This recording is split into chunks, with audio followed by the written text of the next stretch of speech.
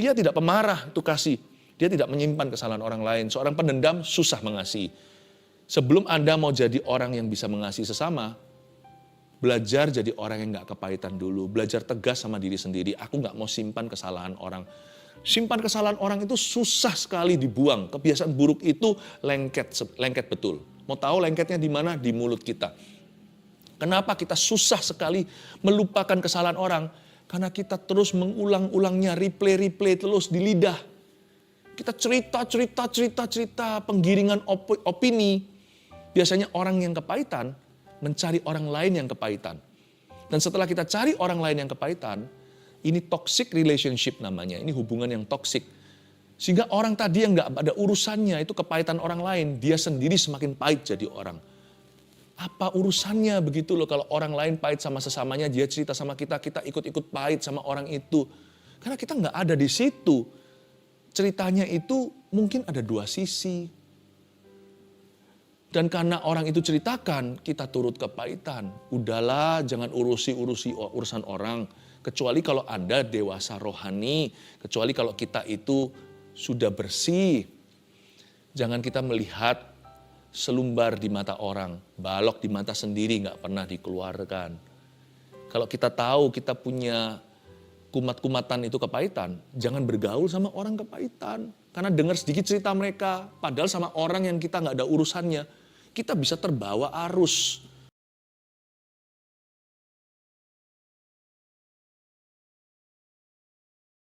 Atas umatmu. Kami rindu kau jamah sekali lagi. Kau jamah hati kami Tuhan. Kami tidak butuh jamah jawaban. Kami hanya butuh jamahan. Jamah kami ya Kristus. Jamah kami Yesus Kristus yang hidup. Jamahlah setiap keluarga saat teduh. Tak ada kecuali Tuhan. Jamah dari atas kepala hingga bawah kaki. Tak seorang pun kau luputkan dari kasih-Mu. Oh kasih-Mu Tuhan. Oh kasih-Mu Tuhan. Ku muliakan. Ku agungkan. Ku tinggikan. Kami hanya memandang kepada kasih Yesus seumur hidup kami. Kasih-Mu Tuhan. Terima kasih Tuhan. Semua katakan terima kasih. Yang menerima kasih sayang dari Tuhan Yesus. Yang menerima kasih yang cuma-cuma katakan terima kasih. Terima kasih Tuhan, kami menerima kasih-Mu. Kami tidak layak menerimanya, namun kami menerimanya dengan terima kasih. Thank you Tuhan, sampaikan sabda-Mu. Ajari kami ya Tuhan Yesus mengasihi orang lain juga. Sebagaimana Engkau mengasihi kami. Ajari kami untuk bisa mengasihi hidup kami. Bukan mengasihani diri sendiri. Tapi mengasihi hidup ini yang Kau berikan dan percayakan pada kami. Sehingga kami tidak abuse diri sendiri. Sehingga kami tidak membenci dirinya sendiri. Terima kasih Tuhan, ajari kami mengelola kasih karunia-Mu. Beri kami hikmat-hikmat yang mendalam. Tutup bungkus dengan darah Yesus, sembunyikan hamba-Mu di balik salib-Mu. Dalam nama Yesus, haleluya. Amin, puji Tuhan. Hari ini kita akan mengangkat topik tentang kasih. Kasih itu yang terbesar, bukan iman dan pengharapan. Kita tidak boleh salah menghandle-nya. Karena jikalau kasih itu tidak dikelola dengan sebaik-baiknya, maka kasih bisa berakhir kecewa.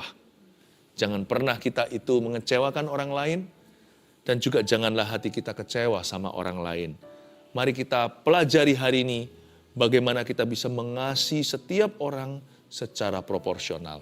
Gimana mengelola kasih secara profesional, itulah judul topik khotbah hari ini. Buka bersama dengan saya 1 Korintus pasal 13 ayat 1. Saya bacakan dulu. Saya baca ayat 1 sampai 6, nanti ayat 13 kita lompat, kita baca ayat terakhir bersama. Sekalipun aku dapat berkata-kata dengan semua bahasa manusia dan bahasa malaikat, tapi jika aku tidak mempunyai kasih, aku sama dengan gong yang berkumandang dan canang yang gemerincing. Sekalipun aku mempunyai karunia untuk bernubuat, dan aku mengetahui segala rahasia dan memiliki seluruh pengetahuan, dan sekalipun aku memiliki iman yang sempurna untuk memindahkan gunung, tetapi jika aku tidak mempunyai kasih, aku sama sekali tidak berguna.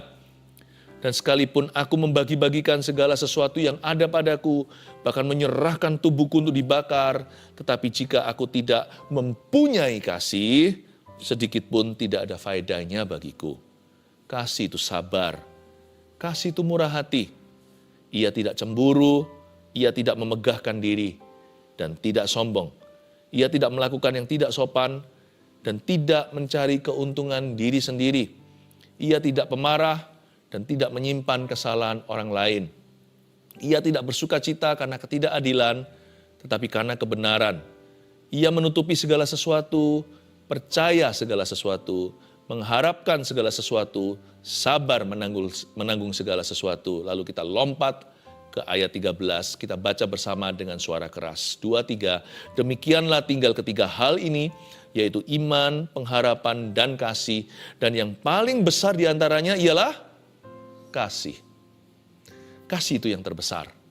Karena dia besar dan dia adalah investasi Tuhan yang terbesar dalam kehidupan manusia, dia harus dikelola. Salah mengelolanya bisa berakhir fatal, yakni kecewa. Karena itu kasih harus ditata secara proporsional. Mengelola kasih harus profesional. Kalau saya bilang profesional bukan berarti berbayar. Sekalipun kasih tidak dibayar, kasih ibu itu tidak pamrih, misalnya contohnya, tetapi harus sungguh-sungguh. Kita nggak boleh asal-asal, mentang-mentang tidak dibayar. Mentang-mentang kasih itu atau orang-orang yang kita kasih pastilah bisa mengerti. Nggak boleh kita less komitmen just because we go unpaid. Kita nggak boleh memberikan komitmen yang kurang karena kita tidak memperoleh imbalan. Level komitmennya, level performa, level investasinya tidak boleh kalah sama dunia profesional. Itu maksudnya mengelola kasih secara profesional. Karena itu kita mulai dulu dengan 3 ayat yang kita baca tadi. Sekalipun aku dapat, sekalipun aku punya, aku miliki, ini itu, bla bla bla dan sebagainya. Tapi diulang-ulang 3 kali, tetapi jika aku tidak mempunyai kasih. Diulang lagi di ayat 2, jika aku tidak mempunyai kasih. Ternyata aset kita yang paling berharga bukanlah materi. Tuhan letakkan harta sesungguhnya itu di bejana tanah liat, yaitu hubungan dengan sesama atau dengan manusia. Bisa saja berhubungan darah, bisa saja tidak ada hubungan darah daging sama sekali. Ternyata harta karun Tuhan, harta rohani ditaruh Tuhan di bejana tanah liat. Tanah liat itu flesh and blood, darah dan daging seperti you and me. Kita bisa lakukan ini itu, memiliki ini dan itu. Tapi kalau kita tidak punya kasih, percuma. Tapi kalau kita punya kasih yang besar, niscaya orang lain akan terbeban untuk hidup Anda. Nggak mungkin Anda dibiarkan meminta-minta roti. Ada ayatnya kan, orang benar nggak akan minta-minta roti. Keturunannya nggak akan jadi gelandangan. Itu bukan karena orang benar itu selalu hoki. Tapi orang benar itu selalu akan ditolong oleh orang lain. Karena orang lainnya nggak rela dia dalam kondisi begitu. Nggak akan rela melihat keturunannya jadi gelandangan. Kalau orang itu berjasa apalagi dalam kehidupan seseorang. Kalau orang itu mati meninggal, misalkan dalam kecelakaan, gak mungkinlah keturunannya ditinggalkan. Ternyata kita gak bisa tanpa lowongan kerja kalau kita punya kepercayaan manusia. Apalagi kepercayaan Tuhan. Orang pintar banyak, orang jujur susah cari. Apalagi kalau orang jujur itu pintar juga. Wah, jadi aset yang berharga setiap perusahaan. Tapi pintar bisa menyusul sih, dilatih sedikit dengan pengalaman. Mendingan saya punya orang yang pas-pasan IQ-nya tapi setia, nanti dia bisa biasa dalam dunia kerja. Semua itu kan latihan. Lewat kebiasaan seorang menjadi ahli dalam bidangnya. Daripada orang itu pandai, pintar, tetapi merugikan dan saya nggak bisa percaya. Maksud saya di sini adalah harta rohani itu di bejana tanah. Kasih itu adalah aset yang paling berharga dan Tuhan taruh di dalam hubungan. Kasih itu Tuhan taruh di dalam diri manusia. Haleluya. Makanya itu mengelola kasih harus sungguh-sungguh. Tidak boleh kalah sama orang yang berbayar di luar sana profesional demi dapat keuntungan. Wah, orang kalau layani pelanggan, misalkan yang masuk ke toko mereka, atau yang masuk ke restoran, wah ramah sekali bintang 5. Karena ujungnya kan memang profitable. Belum lagi dapat extra tips ya kan. Servis memuaskan, makanya wah, bos-bos tersebut brol-brolan. Itu orang bisa pasang kedok. Saya nggak berkata bahwa mereka tidak tulus, tapi orang nggak tulus pun bisa begitu.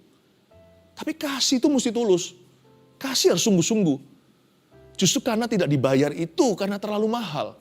Dan hasilnya nggak bisa ditolak ukur sekarang, di-cash-kan. Kasih bukan ATM. Tapi jangka panjang itu, sukses orang itu bergantung itu. Apalagi sama orang-orang sendiri yang ada di kanan kiri. Yang seringkali kita itu take for granted. Orang-orang di dekat kita itu kita kerap kali abaikan. Kita anggap, mereka pasti bisa ngerti lah. Anakku sendiri pasti bisa memahami.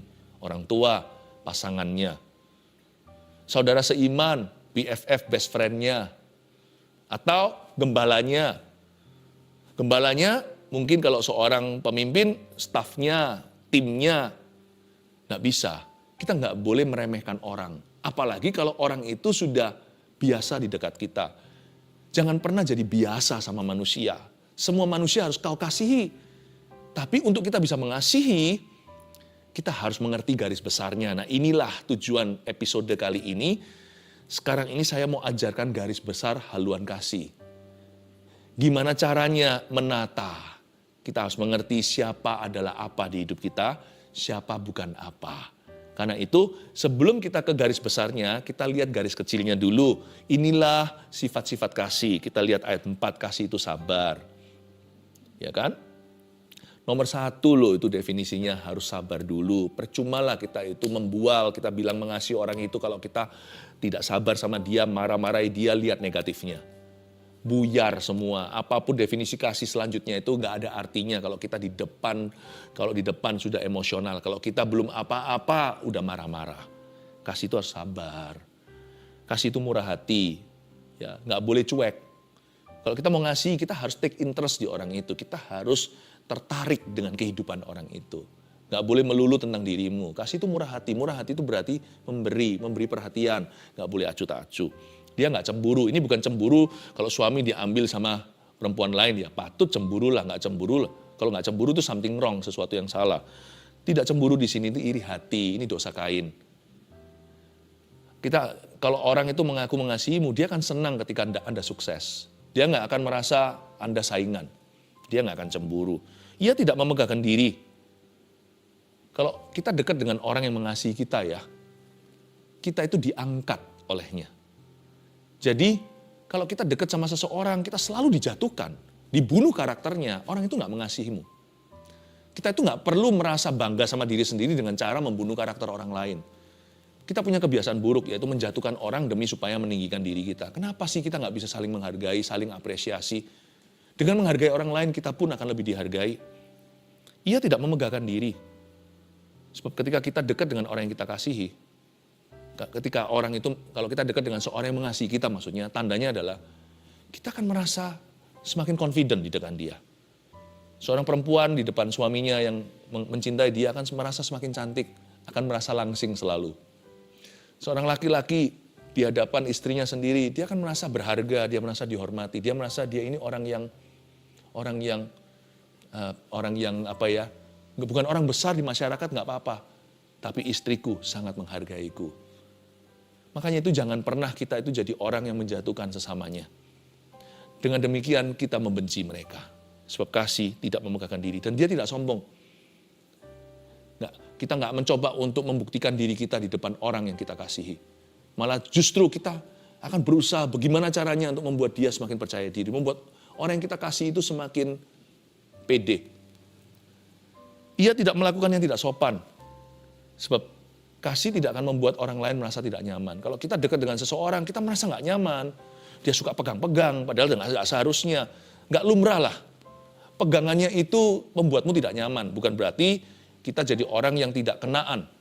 Masa cuman kena sedikit aja rasa enggak. Tapi memang ada zaman-zaman tertentu yang sepatutnya membuat seseorang merasa uncomfortable. tidak nyaman. Kasih tidak akan lakukan itu. Sebab kasih akan mengerti boundary atau perbatasannya. Dia akan tahu bahwa selebih dari ini akan membuat orang itu sangat not comfortable. Sangat tidak nyaman di dekat Anda. Jangan lakukan itu. Jangan membuat orang jadi gelisah karena perbuatanmu. Dan dia tidak mencari keuntungannya sendiri. Kasih selalu mencari win-win solusi. Ya, kita kalau mau untung bersama. Kita juga bisa mengasihi partner kerja kita. Kenapa sih kita harus meraup untung sebanyak-banyaknya dengan merugikan orang? Itu nggak langgeng loh. Itu membuat kita hanya untung sebentar, untung cepat, lalu lari seperti buronan. Biasanya orang seperti itu nggak akan kelihatan ekornya. Lalu sirna bayang-bayangnya. Di mana tadi dia ada di sini, lalu dia pergi. Karena dia lari makan uang kita. Kita juga bisa mengasihi partner kerja kita. Kenapa sih? Apa susahnya untung bersama? Apa sulitnya untung dalam waktu jangka panjang? Bahkan seumur hidup kalau bisa. Kenapa tidak jadi mitra? A lifetime atau selamanya. Selama kita di bumi, kita membangun bersama. Enak kan kalau kita langgeng? Itu kan namanya fixed income, itu kan namanya penghasilan tetap. Kalau kita itu punya angsa, jangan potong BP angsa dikuali. Kalau angsa itu menelurkan telur emas sehari sekali. Waktu saya kecil pernah dengar dongeng itu. Lalu yang punya angsa itu serakah, karena dia adalah orang kaya baru. Dulunya miskin sengsara, dia potong BP angsa dikuali. Setelah dibuka, tidak bertelur lagi karena angsa sudah mati. Ternyata memang Tuhan sudah titahkan bahwa kita hanya mendapat rezeki kita hari ini. Karena itu jangan ambil keuntungan orang lain dan lari. Kenapa tidak bisa? Kenapa kita nggak bisa untung bersama? Jangan mencari keuntungan diri sendiri. Dia tidak pemarah, itu kasih. Dia tidak menyimpan kesalahan orang lain. Seorang pendendam susah mengasihi. Sebelum Anda mau jadi orang yang bisa mengasihi sesama, belajar jadi orang yang gak kepahitan dulu. Belajar tegas sama diri sendiri. Aku gak mau simpan kesalahan orang. Simpan kesalahan orang itu susah sekali dibuang. Kebiasaan buruk itu lengket betul. Mau tahu lengketnya di mana? Di mulut kita. Kenapa kita susah sekali melupakan kesalahan orang? Karena kita terus mengulang-ulangnya, replay terus di lidah. Kita cerita, penggiringan opini. Biasanya orang yang kepahitan mencari orang lain yang kepahitan. Dan setelah kita cari orang lain yang kepahitan, ini toxic relationship namanya, ini hubungan yang toxic. Sehingga orang tadi yang gak ada urusannya, itu kepahitan orang lain, dia sendiri semakin pahit jadi orang.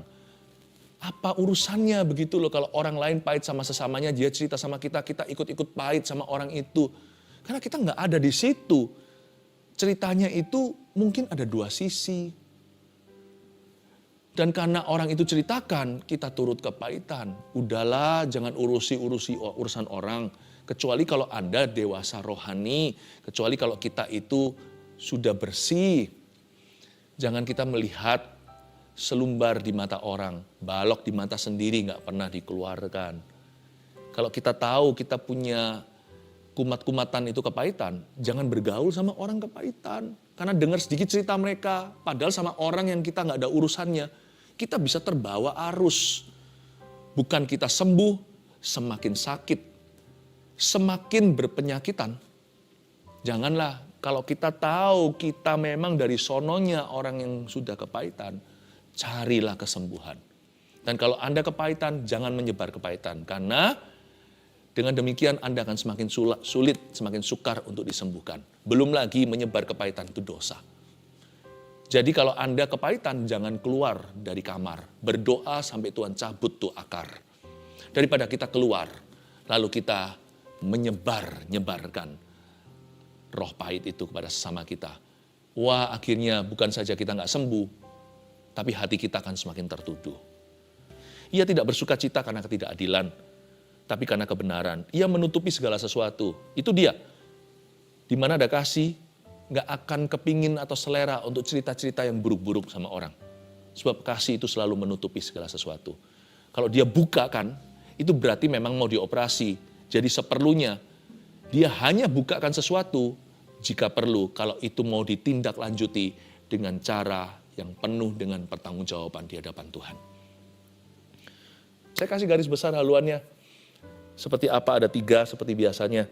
Bagaimana mengelola kasih secara profesional. Kalau Anda tadi baca semuanya ini, kasih itu sabar, murah hati, tidak cemburu dan sebagainya. Sekarang bagaimana menerapkannya. Atau kepada siapa kita terapkan terlebih dahulu. Nomor 1, mengelola kasih secara profesional. Pertama yang harus kita perhatikan adalah bagaimana caranya menentukan komitmen kasih secara proporsional. Kenali siapa adalah siapa dalam kehidupan Anda. Kenali dulu who's who in your life. Saya sebut ini the circle of love's priorities. Saya sebut ini sebagai lingkaran prioritas kasih.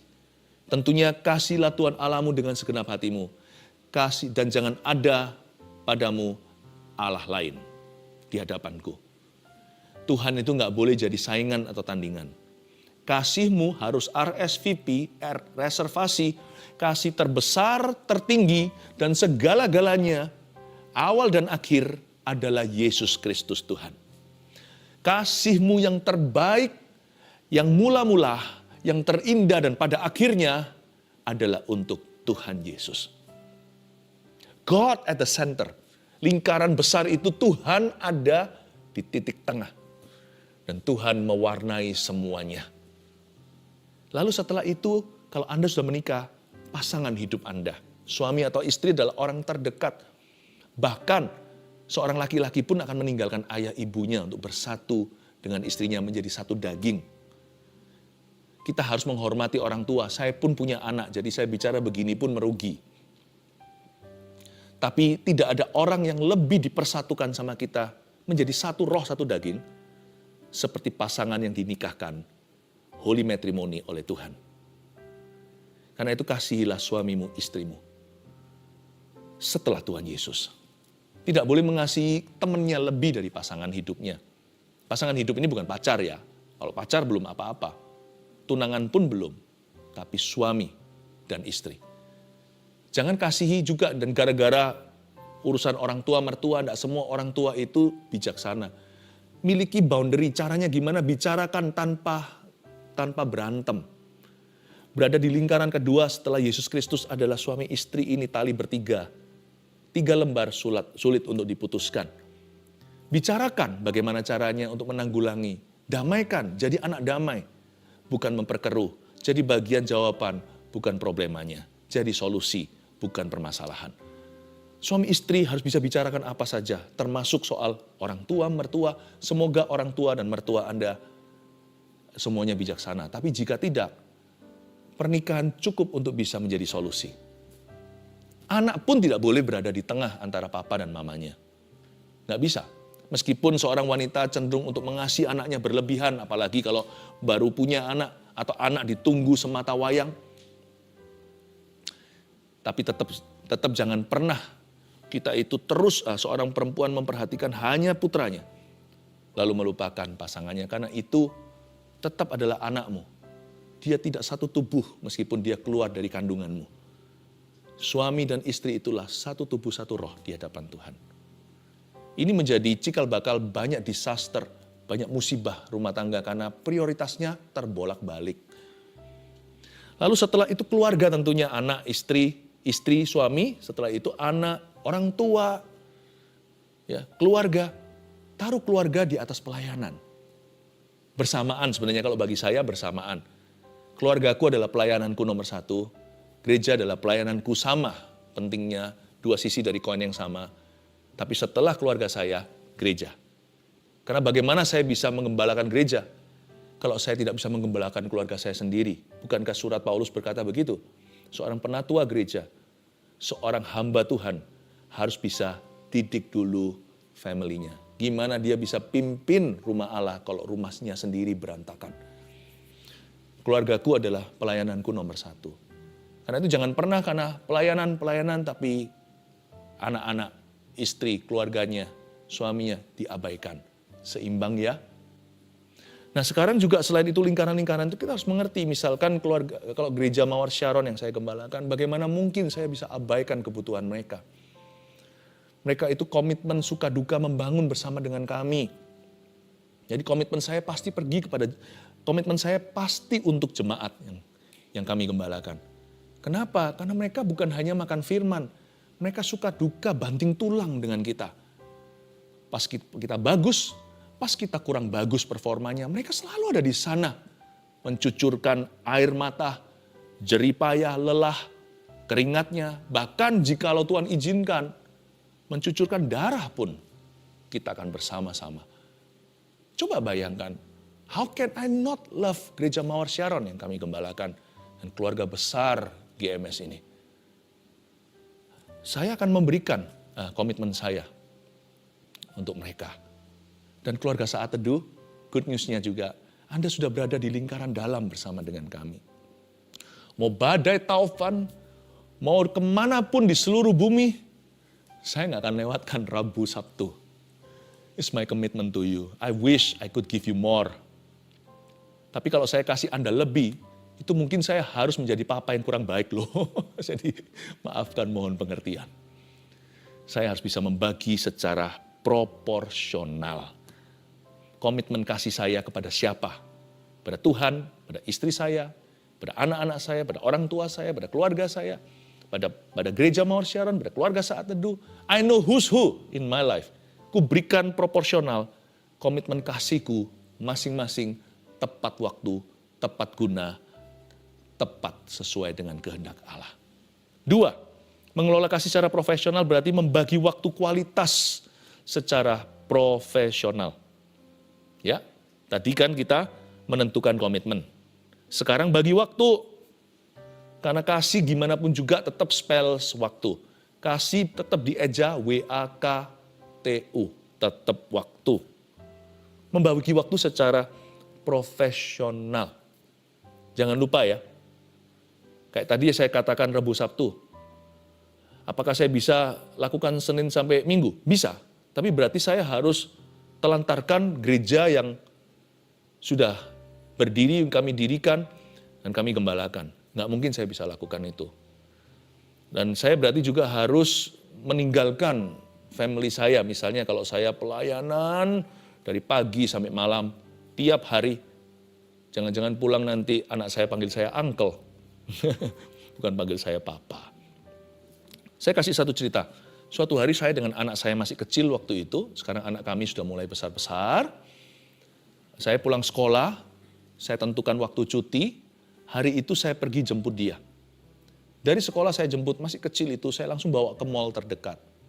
Lalu saya ajak dengan anak saya itu makan siang bersama-sama. Siang agak telat karena sekolah kan pulangnya jam berapa. Zaman-zaman jauh sebelum pandemi. Ya. Lalu habis itu kita duduk bersama-sama makan, padahal saya sudah cari satu restoran yang agak menepi dan sangat sepi dan meja yang paling dalam lagi.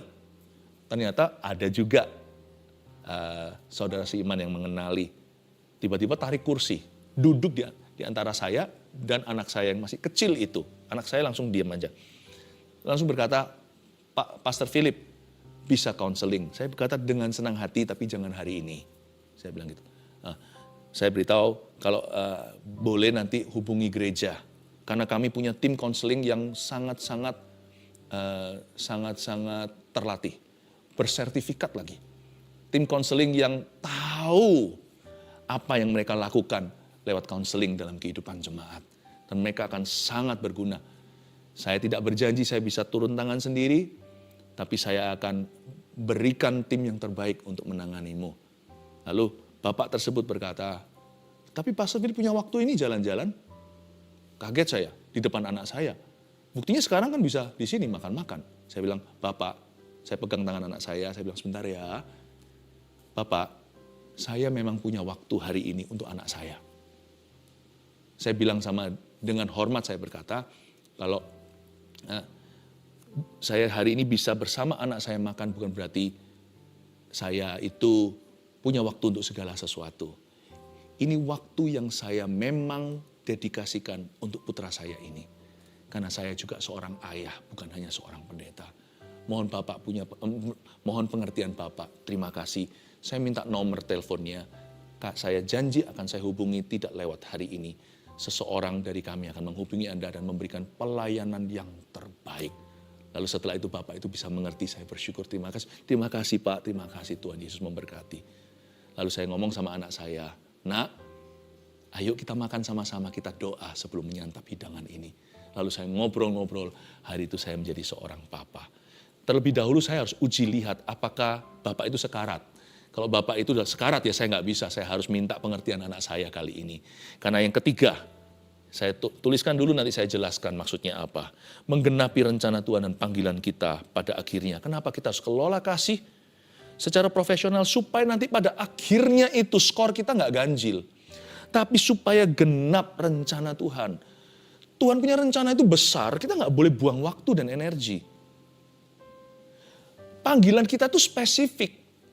Saya nggak dipanggil untuk memenangkan semua orang. Yesus aja waktu berjalan di Galilea, dia nggak sembuhkan semua orang sakit kok. Bahkan ada seorang yang disembuhkan Petrus di gerbang indah, dia sudah ada di situ zaman Yesus. Tapi itu adalah porsinya Petrus. Yesus ketika didatangi oleh seorang dari Sirofenisia, Yesus berkata, belum waktunya. Aku tidak dipanggil kepada domba tersesat dari bangsa lain. Itu nanti murid-muridku setelah amanat agung diberi. Aku dipanggil untuk mencari domba terhilang dari kaum Israel. Tapi Tuhan sembuhkan juga karena lihat bahwa itu kasus sekarat. Karena panggilan Tuhan itu spesifik. Saya nggak dipanggil untuk ke seluruh benua. Misalnya ke Afrika. Itu ada porsi tersendiri. Menggenapi rencana Tuhan yang begitu besar. Saya nggak boleh bilang iya pada semua orang. Karena itu ingat ya, bahwa ketika kita bilang iya pada sesuatu, ingat ini, itu berarti kita harus bilang tidak pada sesuatu yang lain. Kalau saya bilang ya di pihak ini, berarti di pihak yang satunya saya harus menolaknya. Setiap ya itu adalah sebuah tidak. Sebuah tidak adalah sebuah ya. Hari itu saya melihat seorang bapak yang tidak sekarat, saya berkata, Bapak bisa tunggu enggak sampai 24 jam. Karena waktu itu saya sudah berkata iya sama putraku. Saya terpaksa berkata tidak kepada bapak ini. Sebab kalau saya berkata iya selalu pada bapak ini, anak saya akan selalu dapat tidak dari ayahnya. Saya bukan satu-satunya pendeta di dunia bagi bapak itu. Tapi bagi anak saya satu-satunya ayah kandungnya. Tidak salah, hanya cuti berapa jam saja atau 1 hari for my son, untuk anakku. Saya percaya saya tidak berdosa di depan Tuhan.